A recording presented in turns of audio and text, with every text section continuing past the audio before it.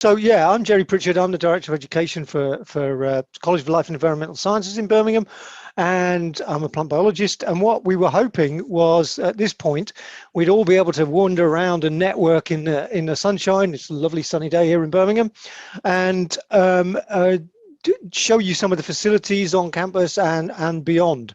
While you might be having your lunch or so on, I can still give you some insight into the BIFoR experiment. If I start sharing my screen, then hopefully you should be able to see a Google Earth picture there of the University of Birmingham. If somebody could stick a thumb up or just say yes, that would be helpful. Yeah, good. So where you would have been sitting in this building here, the Alan Walters building, and at this moment, hopefully you'd be spilling out with your sandwiches and stuff into this beautiful green heart. And one of the things that we would have taken you to would have been to Winterbourne House and Gardens to have a look around there and talk to the director about how they deal with plant health issues. And also we would have taken you to the Wolfson Advanced Glass Houses here. These are the parts of the BIFoR facility, the Birmingham Institute of Forestry Research, looking at pathogens, looking at diseases of plants in relation to climate change. And we have some really nice facilities there. But unfortunately, as we're digital, we can't do that. If I come out of Google Earth a bit, so we've just come from Birmingham. If we go north on the M6, a little bit on the M54, to just west of Stafford, you can do this on Google Earth, and you should be able to see these things. If you find this town here called Norbury Junction, which is on the canal, and you were to zoom in to this patch of woodland here, what you might see, if you look very carefully, is something a bit strange. This is an oak woodland, about 180-year-old trees, originally planted for the Royal Navy as spare parts for their ships, which obviously then became redundant. But what you might notice in this woodland are 6 huge rings of pylons in these trees, placed in these trees. And these are the pylons which hold the CO2 pipes which fumigate or fertilize is perhaps a better word, this forest. So 3 of these rings fertilize air, ambient CO2 levels, and the other 3 are fertilized with CO2 at 150 parts per million above what is current. So tracking what we anticipate the CO2 levels will be like in 50 years to try and inform models of how we think our forests will respond, both in terms of the growth of the trees and their physiology, but also their interaction with pathogens and diseases and so on. If you zoom out a little bit more and then go back in here, what you'll see from the air is 3 enormous tanks of liquid CO2. And this CO2 is what then, through the various pipes and things, which I'll show you in more detail in a moment, as we go through a virtual tour of this, is piped through the forest into the appropriate rings and so on. And essentially what we're doing in this forest is measuring pretty well everything we can, and I'll talk you through that. What I'm going to do, I'll go to a PowerPoint presentation just for a few minutes, and then we'll come back out to a virtual tour where we'll walk through the compound, and we'll walk into the forest, and we'll actually virtually go into 2 of the rings, and we'll finish up the walk at the top of one of the main towers. So if I then switch to my PowerPoint presentation, which will be brief, I won't talk for more than 20 minutes, so you can go off and get lunch and so on. This is, as I've already introduced, here's one of the rings for the BIFoR FACE facility, free air carbon enrichment it stands for. And I've already mentioned the Wolfson glass houses, which are the complementary facilities there. Just as you're looking at this slide, you see the pylons, and clearly you see these black pipes hanging down. Those are the pipes that carry the CO2 into the forest. And I'll show you how that's regulated in a moment. So this is the problem that we're all aware of, and we touched some of the talks today have already touched on aspects of this. fundamental cause of climate change is atmospheric CO2 rising, and we're already over 400 parts per million, and we're anticipating, in 50 years' time, 150 parts per million above what it is now. So, what's the world going to look like at that time? Now, I'm a plant physiologist, and so I always start with the plant side of things. These are stomata. The stomatal pore for me is a real key part of this whole idea of plant reaction to climate change, because this is the partial solution to plants colonizing the land. So when a plant colonized the land, they had a problem with dehydration, they had a problem with nutrients and so on. But the big problem, they solved the problem of water loss by having a cuticle. If you have a cuticle, of course, you preserve water, but you can't take in any CO2, which for a photosynthetic organism is a major error. And so plants evolved the stomatal pore, which can open and close to maximize CO2 intake and minimize water loss. So it's a compromise in terms of evolution, but it's a good compromise. And I think it's really interesting to think about the stomata, because the stomatal pore is the point at which the carbon and water cycles collide, and plant responses to the CO2 that's driving climate change will happen. And the decisions that plants will make about the balance between water loss and CO2 uptake will happen in this pore, and how this pore is regulated in relation to the elevated CO2 and water in the environment. So CO2 goes in, but water comes out, and the water coming out is a bad thing. We tend to think of transpiration as something that plants do as a matter of course, but of course plants could easily have evolved systems of transport, such as the phloem transport system, which didn't involve water loss. But unfortunately, they haven't been able to solve that compromise. So the stomata, I think, are a fascinating point of collision of what the carbon cycle, which those of you involved in education and GCSE and A-level teaching, or in university teaching, these red bits are the bits of the carbon cycle that the BIFoR face experiment is actually addressing. So we're thinking here about the carbon store, deforestation as an issue, soil organic matter, the photosynthesis that's capturing that carbon, and also respiration and decomposition, and the balances between those things. And we're also, of course, as I've intimated with introducing the stomata, we're also thinking about water loss from trees and transpiration and its contribution to the water cycle. So again, those two things collide in the stomatal pore and will be affected by the elevated CO2 that we're all acutely aware of. So I've already introduced live the BIFoR face facility and the rings, and you can see them here. And in a moment, I'll walk you into the forest. I'm just going to stop sharing my screen, and I'm going to restart sharing my screen because I need to actually up the sound. So if I'm going to start again. And it's one of these buttons that you always forget to press, is to share sound. So, okay, so just to check, can you see a welcome to BIFoR thing on your screen, people? Just your backdrop, desktop background. Oh, right, so that's not working. I've shared the wrong screen probably. I'll do it again. Share screen, share sound, screen 2. How's that? Welcome to BIFoR.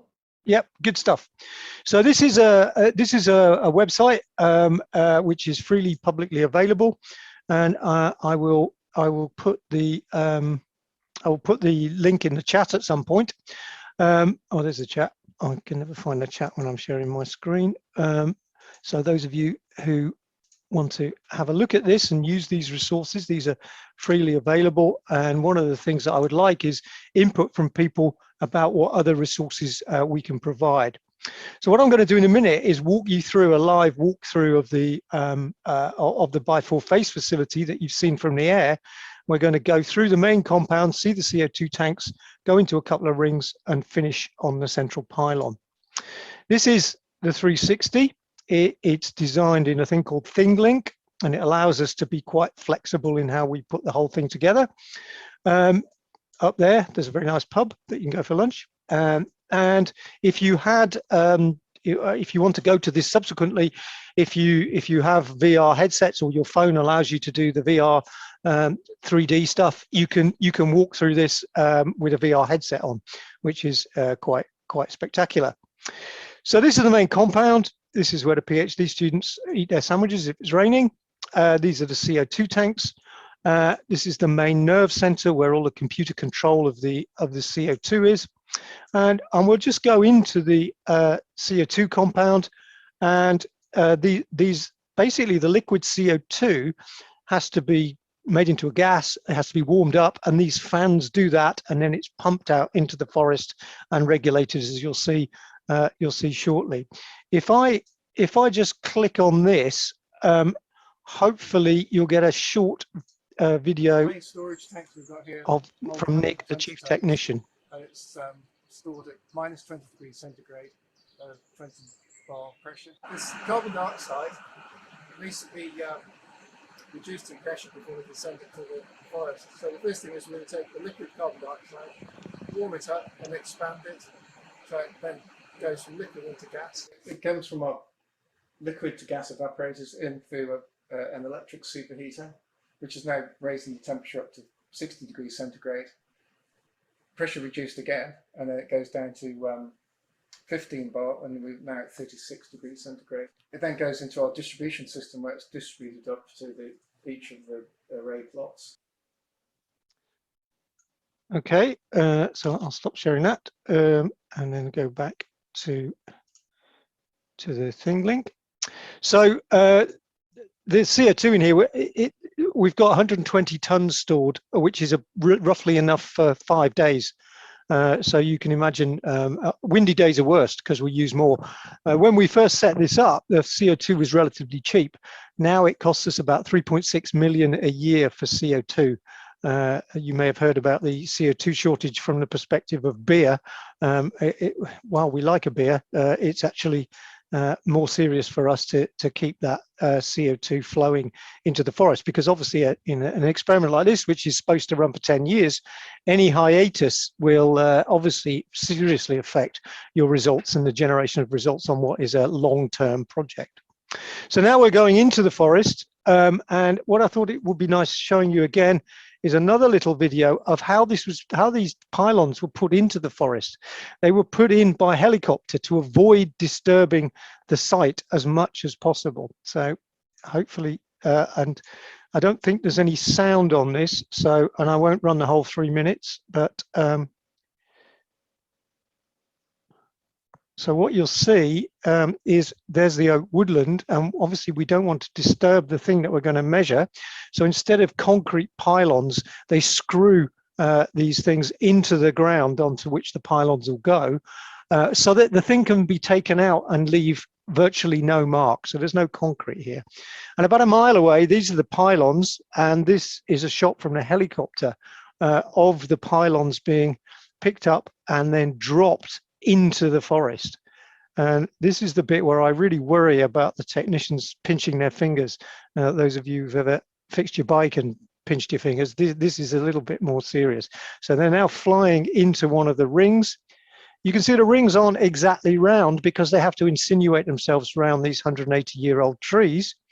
This was done in the autumn when there were fewer leaves, and a rather spectacular shot coming down into the forest.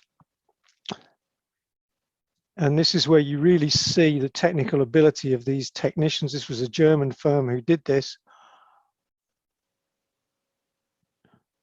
This is where you worry for the guy's fingers, but it's quite spectacular, I think.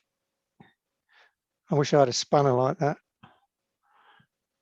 And then very quickly put it in, and there it is. Quite an impressive process to get those rings into the forest, and then you can see the successful pylons. Okay, I'll stop that one, and we'll go back into the forest, and we'll walk into the forest, and I'll show you some of the things now. Some of these, there are 4 bits to the virtual BIFoR. This is the first bit, which is the virtual walkthrough. what you can see here is that when Nick was showing you the pipe, this is the other end of the pipe where the 60-degree air or CO2 is coming through into the forest. And for each of the rings, there is a control center here. And in this control center, we have a whole series of valves, computer control valves, that are regulating which of those pylons emits the CO2. It depends which way the wind is actually blowing. And you can see the computer controlling that and all the different valves here. And then you can see the pylon. This is the ring that is going all round the pylon, supplying each of the pylons via a valve. And then here we are actually inside one of the rings. Okay, all the way around there. There's the ring, and in the distance you can see the actual pylons just in the trees there. And this is the central pylon, which allows us to be winched up to the trees and so on. We have walkways throughout, again, so we don't damage the soil. Throughout there are CO2 sensors. This is a CO2 sensor that's collecting the CO2, measuring it, feeding it back to the computer, so the computers on a second-by-second basis can emit the right amount of CO2 into the forest. There are lots of things being measured here. I mentioned the central tower, the black pipes that actually supply the CO2. Of course, when you walk through the woods, it's all very pleasant and you have a nice view of the forest.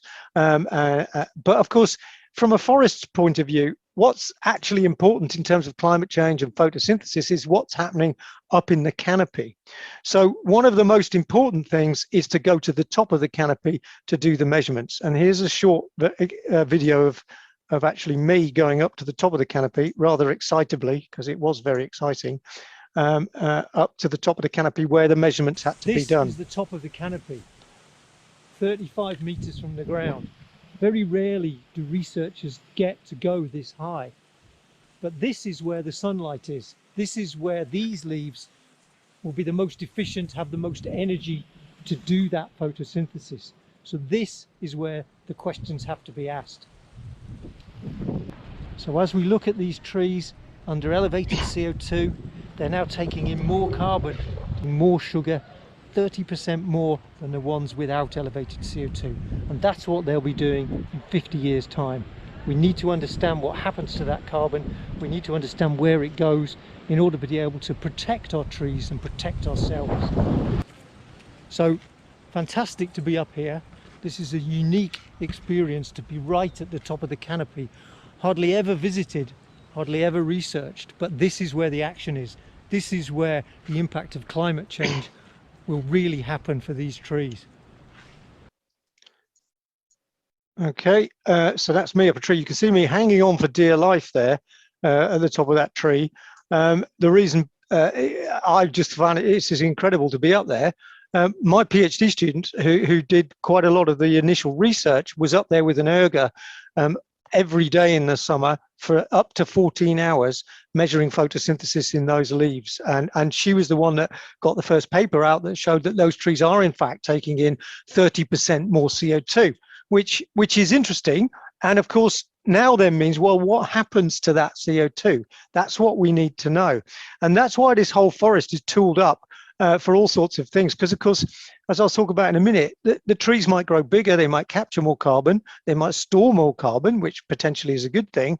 But as you probably know, plants actually pump quite a lot of carbon into the soil. So what happens in the soil is also going to be really quite important. Sorry, I'm just trying to find the soil respiration meters. And here we have some little robot arms that are periodically measuring the soil respiration. If there is more carbon, either through carbon rain or through root growth or through exudation of carbon in the soil might respire more. So we might actually be releasing more CO2 from the soil, which is something that we're looking at. Over here, you can see this is a plastic pipe that goes into the ground, and every so often somebody sticks a camera down there, and using image analysis, we can then follow the rate of root growth. And it's starting to look like that actually for the last 3 years, the trees capturing more carbon, they are putting more of their energy into root growth, and that will increase nutrient uptake and so on. So with these trees having more carbon, the question is, what do they do with it? One of the things that, of course, they might do with it, which will be of interest to you as plant health specialists, is they might defend themselves more, or they might actually be more palatable to pests, depending what the balance is, for example, between carbon and nitrogen, and the spending of carbon on potential defense compounds and defense strategies. And we don't know that yet, but obviously we're monitoring all that type of disease effects. So here, for example, there's another tree, and what you can see here is a dendrometer. This is just a band around a tree, and this band is like a belt, and if you eat too much Christmas dinner, you loosen your belt. That's what happens when the trees grow, and this is constantly logging the size of the trees. Interestingly, you may or may not know that trees actually shrink during the day as they lose water and the roots can't keep up, and then they swell at night, and over time they'll zigzag, getting bigger and bigger, and indeed they get bigger under elevated CO2. Harking back to the stomatal question, this is a sap flow meter, and this measures how fast the xylem sap is working. So if water is evaporating from the stomata, that is pulled up in the xylem stream, and you can measure how fast that is. Of course, at night when the stomata are shut, that stops, and during the day, if the stomata are open, it will be quite rapid. If it's a very hot sunny day, of course, we get cavitation, and the xylem columns will snap. And you can often hear that snap. We haven't got the microphones in this forest, but you can hear that cavitation as a snap there. This is for measuring methane output by the biota on the tree, and this is a leaf trap which we measure, and we document and archive all the leaf material. So looking at disease, looking at damage from leaf miners, look at fungal infections and so on. We're also looking at the decomposition of things. Obviously, if the soil biota changes and affects the rate of decomposition, that will affect the return of CO2 back into the climate, back into the atmosphere. So just finishing off the tour, if we walk to the center, I'll just give you a view from the very top. As I say, this is publicly available. You can do this yourself. There's a little lab we've got for preparation of samples and stuff. And here's the main tower, which is where most of the atmospheric chemistry of the whole site is done. So there's all sorts of devices here for measuring CO2, temperature, and so on. You get a view there. There's one of the rings, and a beautiful Staffordshire day here in the West Midlands. So taking you back to the start of the tour, and then I just wanted to finish off. I said there were 4 things here. That's the main tour that you can do, but there are also a series of 3 activities for schools that link directly into the GCSE and A-level curriculum for biology and for geography. These are focus on sap flow. I showed you the sap flow meter, tree growth. I showed you the dendrometer. But just finish on this item.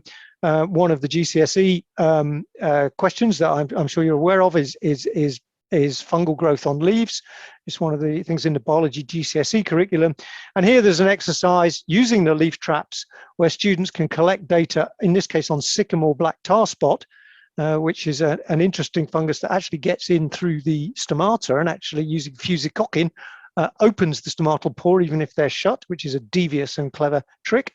And they can measure the frequency of black spot in control rings, and they can measure the frequency of the black spot on 10 leaves in elevated rings, and then they can plot some graphs and try and make some suppositions as to why the data comes out like it does. So that's really all I wanted to say, in absence of the fact that we haven't been able to show you around.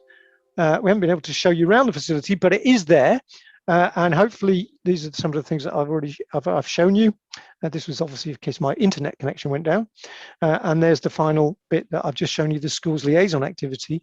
We have just got a schools liaison officer, an education officer for 3 years, whose job is to develop and to add items to those education resources. So if anybody's got any suggestions or ideas that they would like to develop, we do have the resource to support that development from anybody's perspective, but obviously for the current situation from the plant health perspective, we'd be very welcome to develop some resources that you feel would illustrate in a forestry context the effects of CO2 on things that you might be interested in. Thinking about everything, of course, from the leaves all the way down to the soil and the microbes and the rhizosphere and so on.